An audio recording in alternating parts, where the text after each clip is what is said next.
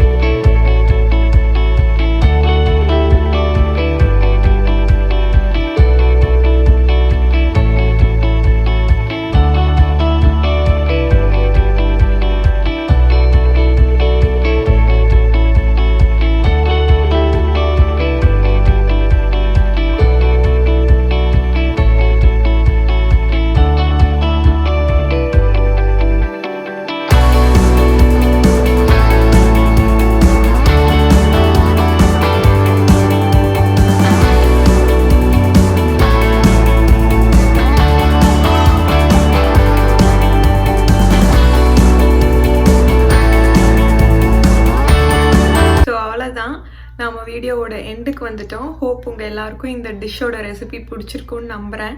Try பண்ணி பாருங்கள், ருசித்து சாப்பிடுங்க, வேஸ்ட் பண்ணாதீங்க. ஆனால் தயவு செஞ்சு ஆஸ் யூஷுவல் இந்த வீடியோ உங்களுக்கு பிடிச்சிருந்தா லைக் பண்ணுங்கள், ஷேர் பண்ணுங்கள், கமெண்ட் பண்ணுங்கள், சப்ஸ்கிரைப் பண்ணுங்கள், மறக்காமல் பெல் பட்டனையும் அழுத்துங்க.